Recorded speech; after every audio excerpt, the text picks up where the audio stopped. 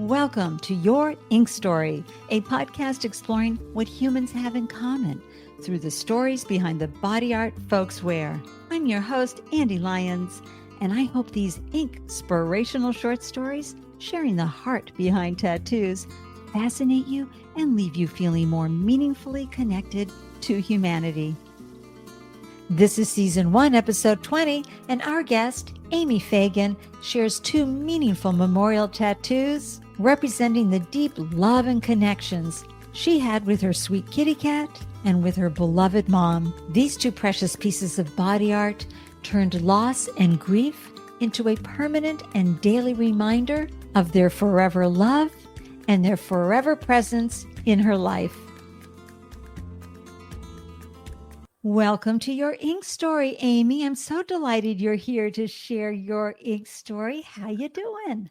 Oh my gosh, Ande, I'm thrilled to be here. I'm so grateful to be here with you.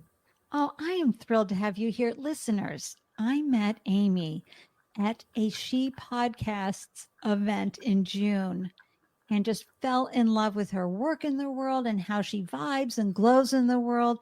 And I have to tell you, her support of the Your Ink Story podcast has been profound and abundant. So, Amy, I'm so honored to have you in my wise counsel circle, as well as you being here on the show. Please let listeners know where you're from and how you glow in the world. Yes. I live in Brunswick, Maine, and I work full time, and I also have a jam business. I make and sell jams. What flavors? Oh my gosh, I have so many flavors, too many to mention. I pick a lot of the berries, and like the rhubarb comes from my house. Some of the grapes come from my house. Some of the lemons come from my house. So my business is called Amy's Garden Jam, and I'm going into year 4. It's just me. And then I also host a weekly podcast called Grounded in Maine about sustainability. Grounded in Maine. Tell everyone a little bit about what you talk about on Grounded in Maine.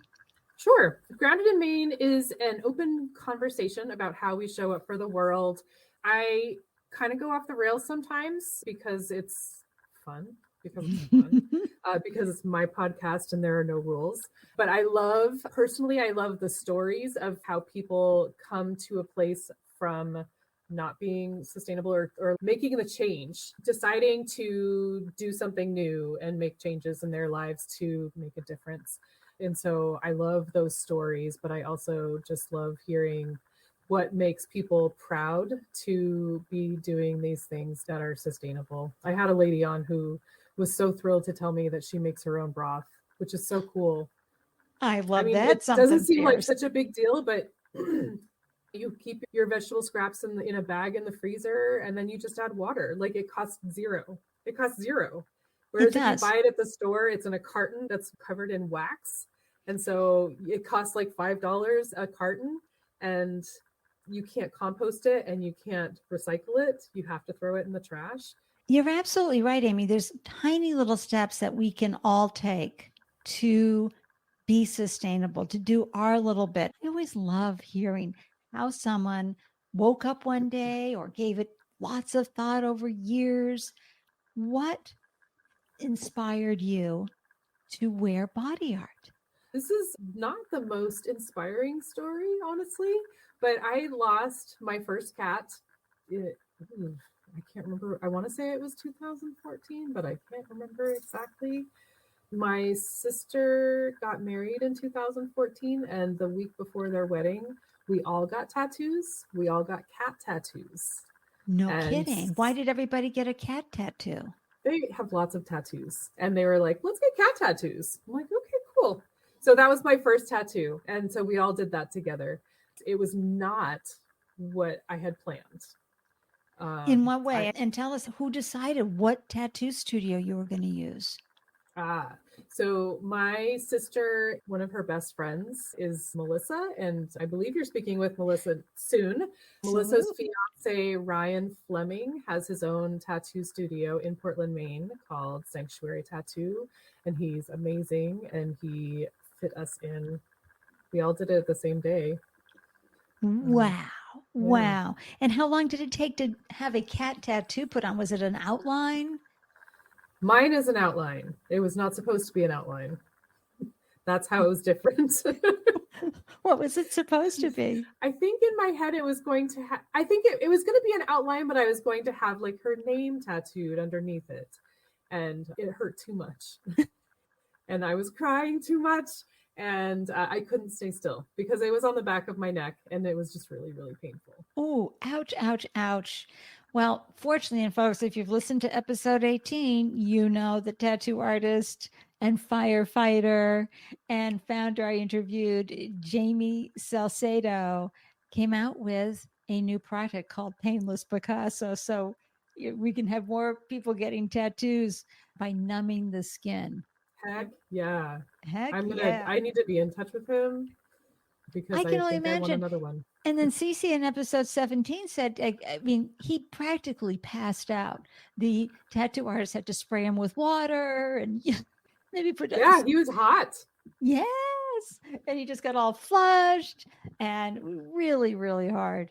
But I'm glad that you did that as a group. Did you guys go one at a time, or was it like when you get a group pedicure or manicure? How did that work? We did one at a time because he did all of us. Oh, okay. I'm pretty sure. We just all sat around and waited. Oh my gosh. We had good company because Melissa was there. And what was the name of your kitty cat? Her name was Bonita. We called her Bonnie. Bonita after the song La Isla Bonita by Madonna. I love that. I know. I just went through a phase. And you had her for a long time? To this day, not long enough. She was my first cat all on my own, and I have yet to have a cat longer than 12 years. Wow. I would give my life for my cats, and they don't stay around long enough.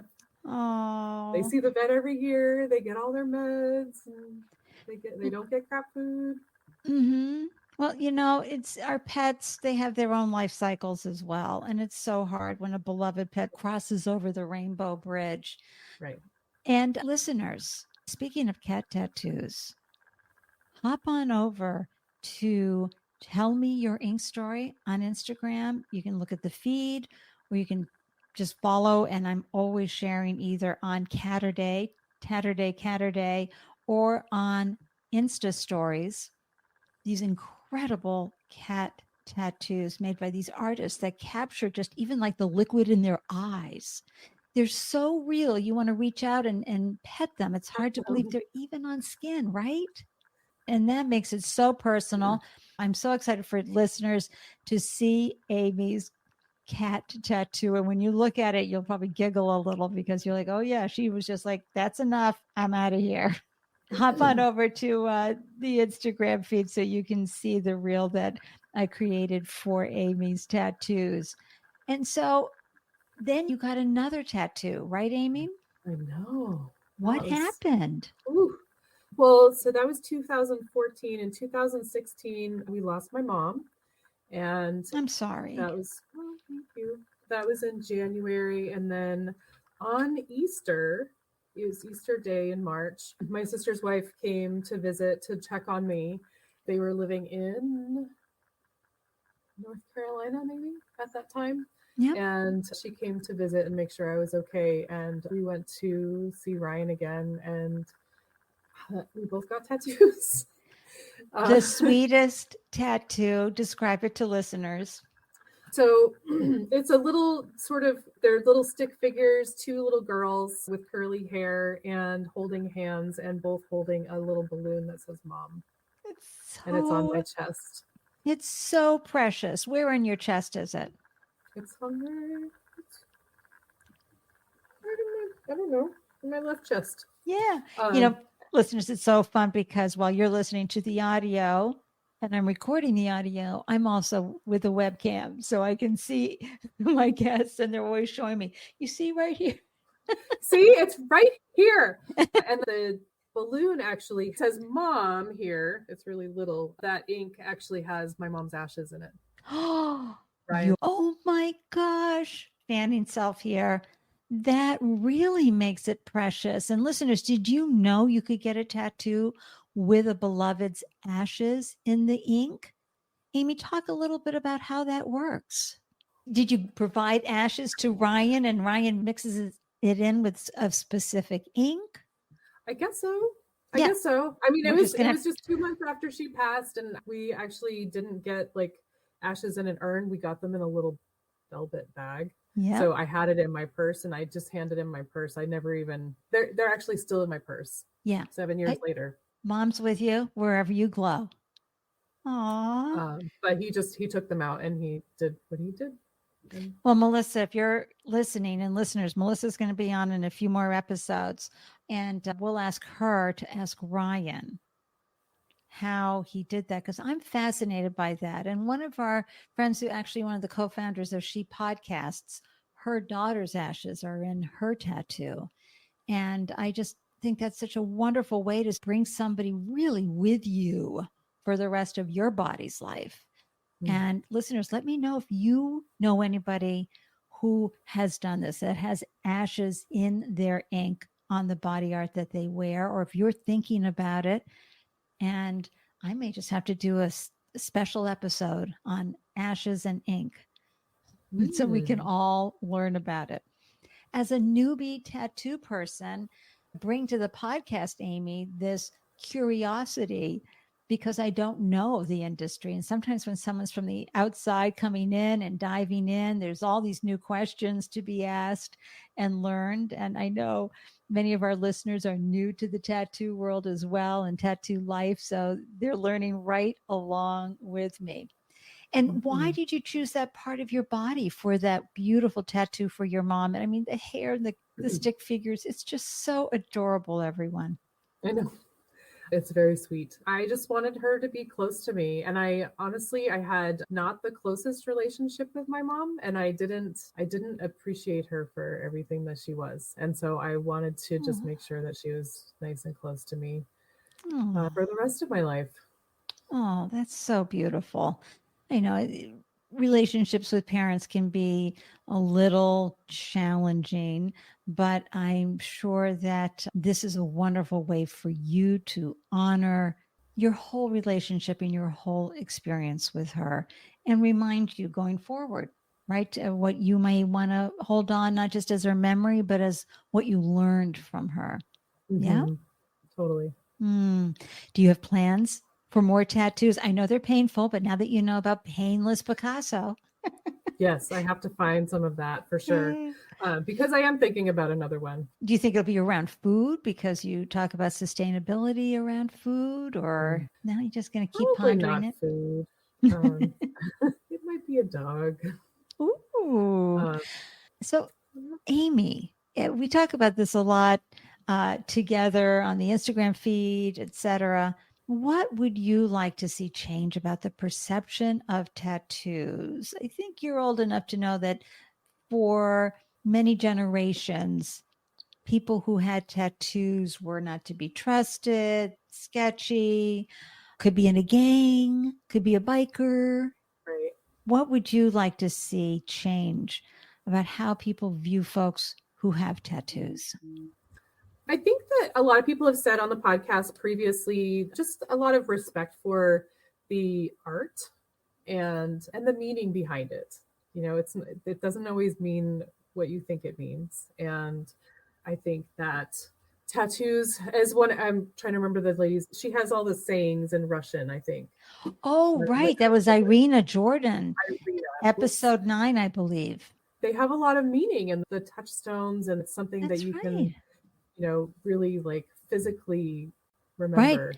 And episode 15, the founder, Jasmine, who used it as touchstones just to help her keep going as an entrepreneur, to keep the faith. That was what I was thinking of that one too. Yes. Yeah, you're absolutely right. And for me, listeners, for decades, I've asked people, because that's how I am. I'm a bit of an extrovert, curious extrovert. But I've asked folks, would you be willing to tell me your ink story? And that's how this podcast came to be, because I would see folks' eyes light up with the stories, whether it's 20 tattoos or just one tattoo. A lot of people have the dates of their children or pets Yes, Chris on episode 4, having the Norse gods and the Egyptian gods reminding him to stay strong and be powerful. And certainly those in recovery, it's very important that a lot of the tattoos to help them remember why they're there. Plus, there's the semicolon, which is the take a pause for the whole suicide prevention. So when you see that on someone's body, you can go, okay, there's a story there. So I just think it's really important that we start opening our hearts and our minds to tattoos, and instead of judging someone, be curious. And I don't know if you saw it, Stephen from episode 14, folks, he does a lot of empathetic leadership workshops for the company he works for. And one of the participants in the group that he led recently had a tattoo, some obvious tattoos. And he asked the person, would you be willing to talk about this with the group? And the person said, I would love to. And he told everybody about each tattoo and why he got them. And Stephen said the group became closer, more connected, and it ignited more conversations among each other. Right. It was wonderful. Yeah. So I mean, just like your podcast says, to bring us closer to humanity and bring us closer together. Well, I live in Boston, listeners, so I am waving up the pike. That's what we call it out here, the pike, short for turnpike, up the Maine Turnpike to Amy in Brunswick. And I'm sure we'll get to hug in real life soon. But I am truly grateful that you came on the show and shared your sweet tattoos and your experience. I'm proud of you, given the one on your neck, that you went and had one practically over your heart for your mom. You got through that okay? There was a lot of crying. I may have wrecked the wall with my shoes. Oh my gosh. But they were friends, so. Right. Yeah, he was a good sport. That's wonderful. Well, thank you so much, Amy, for sharing your beautiful ink stories with us. I'm grateful for your inspirational insights into the art of tattoos and the heart behind your tattoos. I know you started off saying, oh, my tattoos aren't that inspiring. They are. I found them very inspiring. And I'm so happy you came on the show to share them with us and help us find more ways to connect more deeply with each other around our humanity, through grief, through loss, through celebration, all of that. You've helped us do that. Thank you so much, Amy. Oh, well, thanks so much, Ande. I appreciate your curiosity and your wanting to share the stories. Oh, my pleasure. And wishing you continued success with your wonderful podcast. Listeners, all the links will be in the show notes. So until next time, I'm wishing everyone an inspirational day everywhere you glow. Cheers. Thank you for listening to this episode of Your Ink Story. Please rate and review this podcast wherever you are tuning in. And if this episode inspired you, please share it so we can all feel more connected through our common humanity and lived experiences. If you or someone you know would like to share a meaningful ink story on the podcast, please send me an email, Ande@yourinkstory.com, along with a brief description. Feel free to share your thoughts about this episode via a voicemail message by visiting yourinkstory.com. And when you get to the website, just tap the podcast mic icon located in the lower right-hand corner of the screen and leave your message. Until next time, I'm wishing you a delicious day everywhere you glow. Cheers.